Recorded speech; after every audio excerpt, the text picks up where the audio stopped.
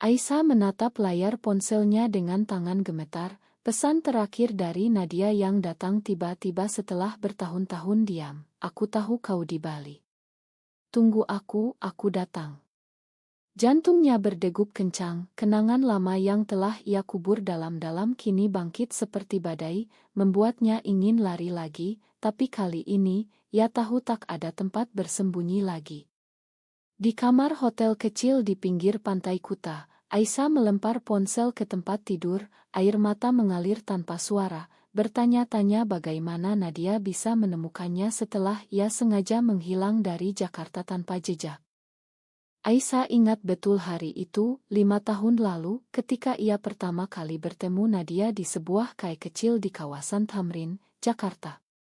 Saat itu, Aisyah baru saja lulus kuliah, bekerja sebagai desainer grafis di sebuah agensi kecil, hidupnya biasa saja tapi penuh mimpi.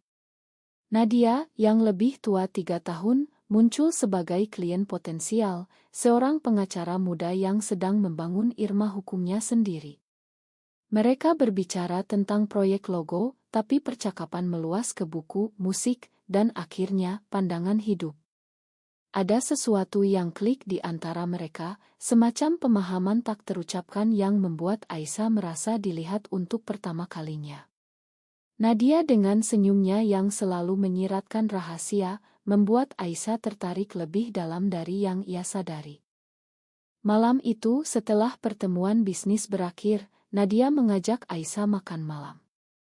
Mereka duduk di restoran sederhana, membicarakan segalanya mulai dari politik Indonesia yang rumit hingga mimpi masa kecil.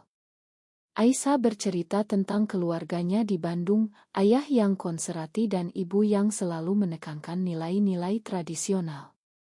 Nadia mendengarkan dengan penuh perhatian, matanya tak pernah lepas dari wajah Aisyah. Kau punya api di dalam dirimu, kata Nadia saat itu. Jangan biarkan siapapun memadamkannya. Kata-kata itu seperti mantra, membuat Aisyah merasa hidup. Mereka bertemu lagi dan lagi sampai pertemuan itu menjadi rutinitas. Aisyah mulai menyadari perasaannya bukan sekadar persahabatan. Itu lebih dalam, lebih berbahaya di mata masyarakat Indonesia yang masih penuh prasangka terhadap hubungan seperti ini. Tapi Nadia sepertinya tak peduli. Ia yang memulai, dengan ciuman pertama di apartemennya setelah sebuah pesta ulang tahun. Aisyah terkejut, tapi tak menolak. Rasanya seperti menemukan bagian diri yang hilang. Mereka mulai menjalin hubungan diam-diam, bertemu di tempat-tempat tersembunyi, berbagi rahasia yang tak bisa dibagi dengan orang lain. Aisyah merasa bahagia, tapi juga takut. Keluarganya, terutama ayahnya yang seorang ustadz di masjid lokal, takkan pernah menerima ini. Nadia, dari keluarga yang lebih liberal tapi tetap terikat norma sosial, juga punya beban sendiri. Ayahnya seorang pebisnis sukses yang mengharapkan Nadia menikah dengan pria dari kalangan atas untuk memperkuat jaringan bisnis. Konflik pertama muncul ketika Aisyah ingin lebih terbuka. Kenapa kita harus sembunyi terus? Tanya Aisyah suatu malam, saat mereka berbaring di tempat tidur Nadia. Nadia diam sejenak, lalu menjawab, karena dunia belum siap, Aisyah. Karirku, keluargaku. Ini bisa hancurkan semuanya. Jawaban itu menyakitkan, tapi Aisyah menerima. Mereka melanjutkan, tapi retak mulai muncul. Nadia sering membatalkan janji karena pekerjaan, atau karena keluarganya mengatur kencan buta. Aisyah merasa seperti rahasia kotor, bukan pasangan sejati. Suatu hari, Aisyah menemukan undangan pernikahan di meja Nadia, bukan milik mereka, tapi Nadia yang diundang sebagai tamu, tapi itu memicu pertengkaran hebat. Kau akan menikah suatu hari nanti, kan? Dengan pria yang pantas, tuduh Aisyah. Nadia membantah, tapi matanya tak meyakinkan. Pertengkaran itu berujung pada Nadia yang mengatakan, mungkin kita butuh jeda. Aisyah pergi dengan hati hancur, tapi Nadia tak pernah menghubunginya lagi. Bertahun-tahun berlalu, Aisyah mencoba Moe Onia pindah kerja, bertemu orang baru, tapi tak ada yang seperti Nadia. Akhirnya, ia memutuskan menghilang sepenuhnya. Ia resign dari pekerjaan, menjual barang-barangnya, dan pindah ke Bali tanpa memberitahu siapapun. Di sana, ia hidup sederhana, bekerja sebagai relancer, mencoba menyembuhkan luka. Tapi sekarang, Nadia datang. Kenapa? Setelah mengabaikannya begitu lama. Aisyah berdiri di balkon hotel, memandang ombak yang bergulung, pikirannya berputar. Apakah ini kesempatan kedua atau hanya jebakan baru? Ia memutuskan untuk bertemu. Pesan balasan dikirim, datanglah. Kita bicara.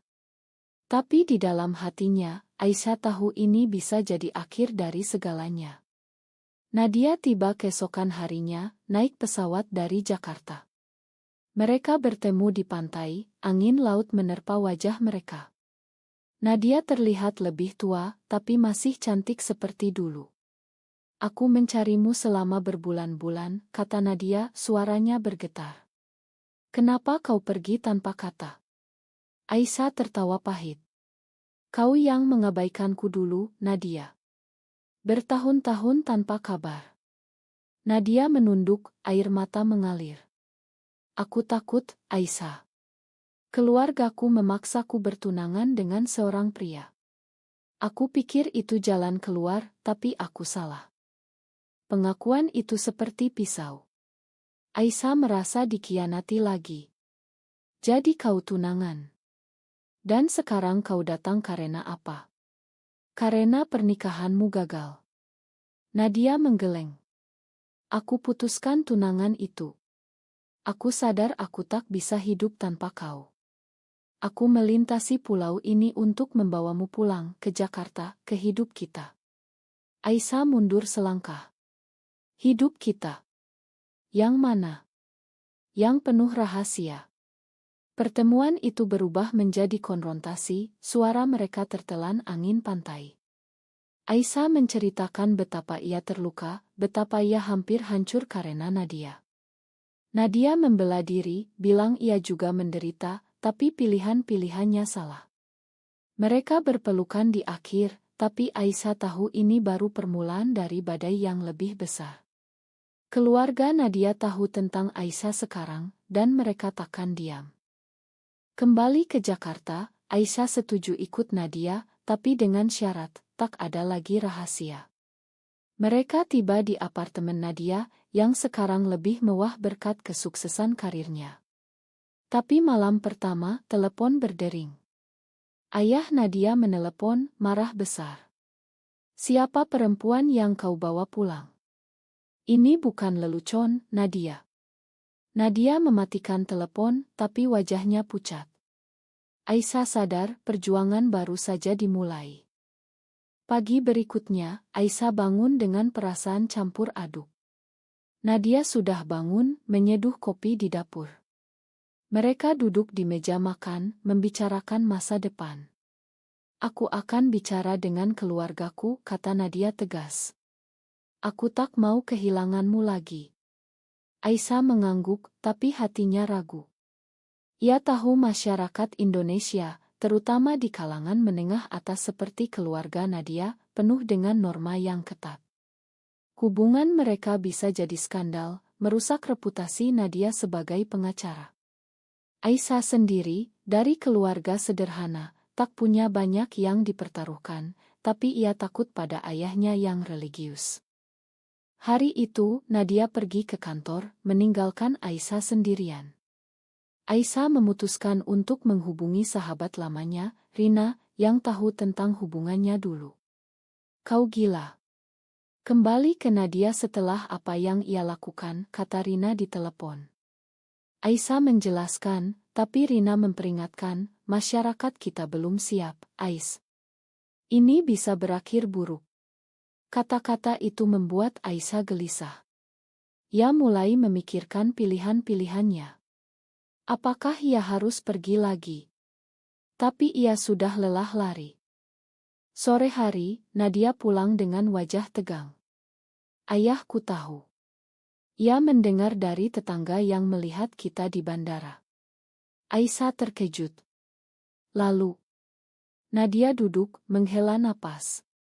Ia marah, bilang ini dosa, ini melawan agama dan budaya kita. Ia ancam putuskan hubungan jika aku tak putus denganmu. Aisyah merasa dunia runtuh. Ini yang ia takutkan. Nadia memegang tangannya. Aku tak peduli. Aku pilih kau. Tapi Aisyah melihat keraguan di mata Nadia. Malam itu mereka bertengkar lagi.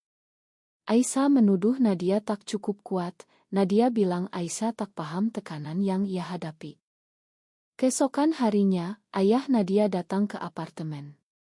Pak Hadi, seorang pria berusia genep puluhan dengan wajah tegas, menatap Aisyah seperti musuh. Kau yang merusak anakku, tuduhnya. Nadia berdiri di depan Aisyah. Ayah, ini pilihan saya. Saya mencintainya. Pak Hadi tertawa sinis. Cinta. Ini bukan cinta, ini penyimpangan. Kau akan hancurkan nama keluarga kita. Debat sengit terjadi, Pak Hadi mengutip ayat-ayat agama, Nadia membela dengan argumen hak asasi manusia. Aisyah diam, tapi hatinya hancur melihat Nadia berjuang. Akhirnya, Pak Hadi pergi dengan ancaman, pilih Nadia. Keluarga atau dia. Setelah itu, Nadia menangis di pelukan Aisyah. Aku tak mau kehilangan ayah, tapi aku juga tak mau kehilanganmu. Aisyah menghiburnya, tapi ia mulai mempertanyakan keputusannya kembali. Beberapa hari kemudian, masalah bertambah. Rekan kerja Nadia mulai bergosip. Seorang klien mundur, bilang tak mau diwakili oleh orang seperti itu. Karir Nadia terancam. Aisyah merasa bersalah. Mungkin aku harus pergi, katanya suatu malam. Nadia menolak. Tidak, kita hadapi bersama. Tapi tekanan makin berat. Aisyah memutuskan menghubungi keluarganya sendiri. Ia menelepon ibunya di Bandung. Bu, aku kembali ke Jakarta. Ada yang harus kuceritakan. Ibunya senang mendengar suaranya, tapi saat Aisyah cerita tentang Nadia, ibu diam. Aisyah, itu salah. Ayahmu takkan setuju. Aisyah menangis. Tapi aku bahagia, Bu. Ibunya menjawab, bahagia tak selalu benar. Percakapan itu membuat Aisyah semakin bingung. Apakah cintanya ini dosa? Apakah ia egois? Sementara itu, Nadia mulai berubah. Ia lebih sering pulang larut, bilang sibuk kerja. Aisyah curiga. Suatu hari, ia menemukan pesan di ponsel Nadia dari mantan tunangannya, seorang pria bernama Rea. Kita perlu bicara. Ayahmu bilang kau sedang bingung. Aisyah marah. Kau masih hubungi dia. Nadia mengaku hanya bicara, Ais. Aku butuh dukungan. Tapi itu terasa seperti pengkhianatan. Mereka bertengkar hebat, Aisyah pergi ke hotel sementara. Di sana, ia bertemu dengan seorang wanita lain, seorang turis yang ramah, tapi Aisyah menolak godaan itu. Ia sadar ia masih mencintai Nadia. Kembali ke apartemen, mereka berdamai. Nadia berjanji putus kontak dengan Rea. Tapi tekanan sosial terus datang. Teman-teman mulai menjauh, media sosial penuh komentar negatif setelah rumor bocor. Nadia kehilangan kasus besar karena itu. Aisyah merasa ini harga yang terlalu mahal. Mungkin kita tak ditakdirkan bersama, katanya. Nadia menangis. Jangan katakan itu. Tapi di dalam, Nadia mulai ragu. Apakah ia siap kehilangan segalanya untuk Aisyah? Beberapa minggu kemudian, situasi semakin memburuk. Pak Hadi mengirim surat resmi, memutuskan warisan untuk Nadia jika ia melanjutkan hubungan ini. Nadia syok, tapi tetap tegar. Uang bukan segalanya, katanya pada Aisyah.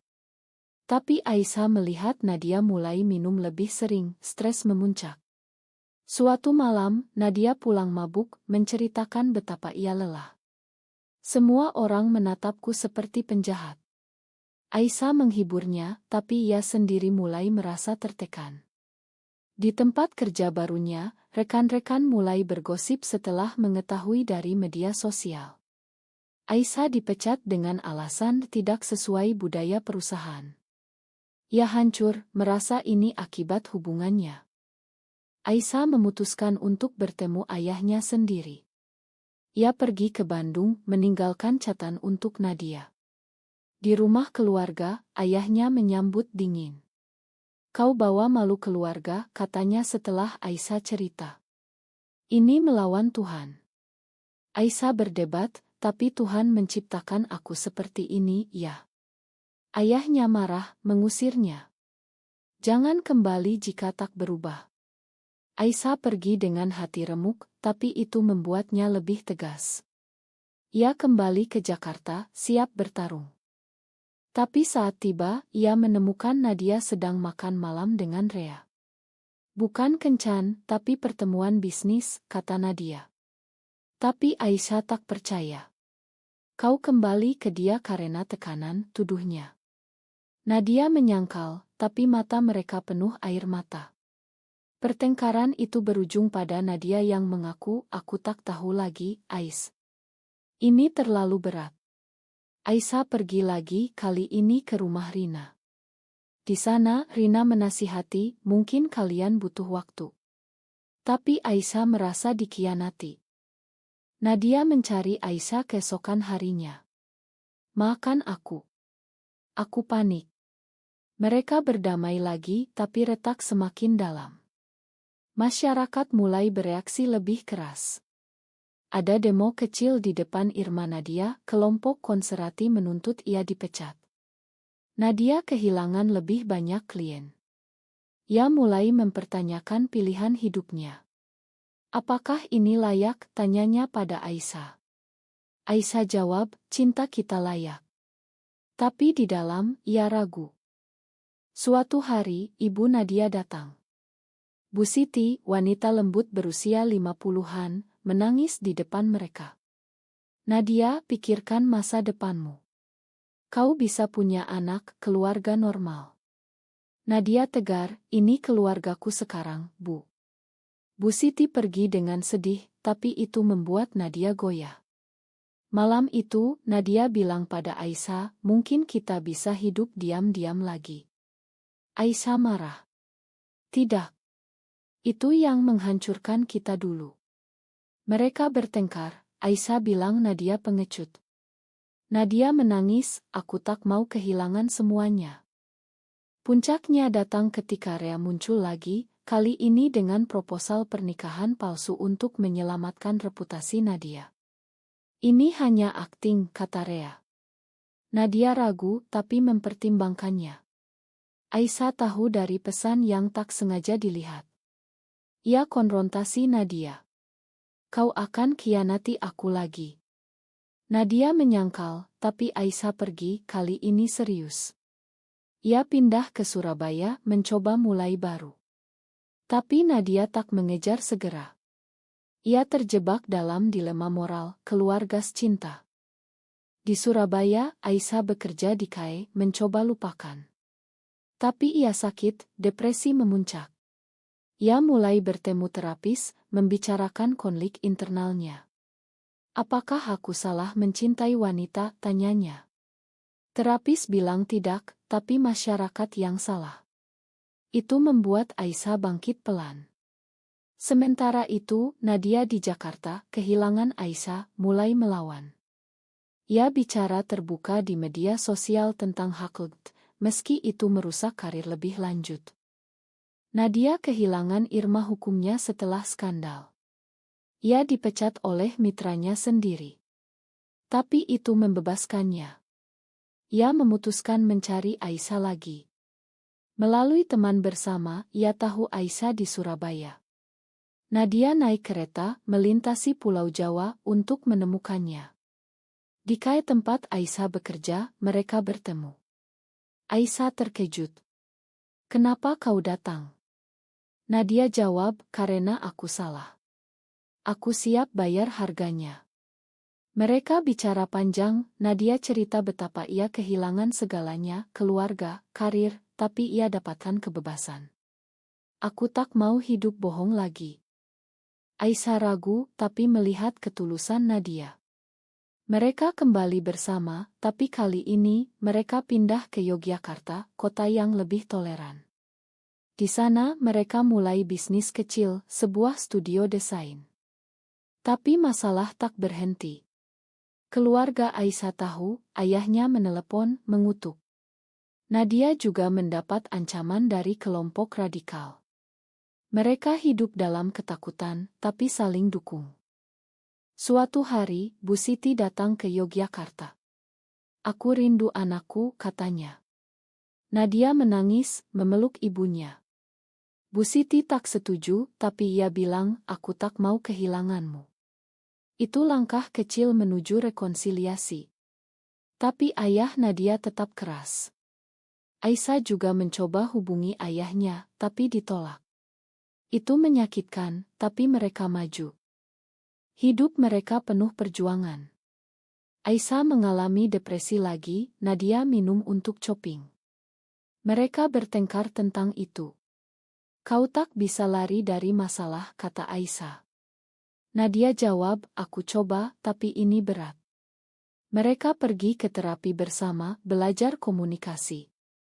Itu membantu, tapi tekanan sosial tetap. Teman baru mereka dukung, tapi masyarakat luas masih judgmental. Puncak kedua datang ketika Nadia diundang ke acara di Jakarta. Ia pergi berpidato tentang pengalamannya.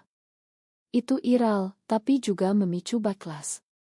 Kelompok anti-LGBT demo di depan studio mereka. Aisyah takut, ingin lari lagi. Mungkin kita terlalu berani. Nadia tegas, tidak, ini perjuangan kita.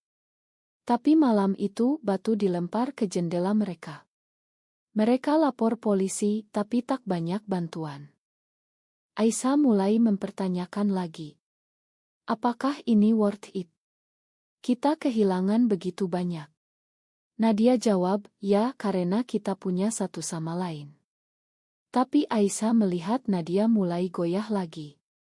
Suatu hari, Rea menelepon, menawarkan bantuan finansial. Nadia tolak, tapi Aisyah curiga. Mereka bertengkar, Aisyah bilang Nadia masih ragu. Nadia marah, aku sudah bayar harganya. Dalam kemarahan, Nadia pergi ke bar, bertemu orang lama. Ia hampir selingkuh, tapi berhenti. Kembali, ia cerita pada Aisyah. Aku hampir salah lagi. Aisyah terluka, tapi memakan. Kita sama-sama rusak. Mereka semakin dekat melalui itu. Tahun berlalu, mereka bertahan di Yogyakarta. Bisnis mereka berkembang, komunitas lokal mendukung. Nadia menjadi aktivis, berbicara di seminar tentang hak perempuan dan minoritas seksual. Aisyah mendukung, tapi ia masih berjuang dengan trauma masa lalu. Suatu hari, ayah Aisyah sakit. Ia pergi ke Bandung, bertemu keluarga. Ayahnya, diranjang sakit, bilang, aku tak setuju, tapi kau anakku. Itu bukan penerimaan penuh, tapi cukup untuk Aisyah. Ia kembali dengan hati ringan. Nadia juga mendapat kabar dari ayahnya.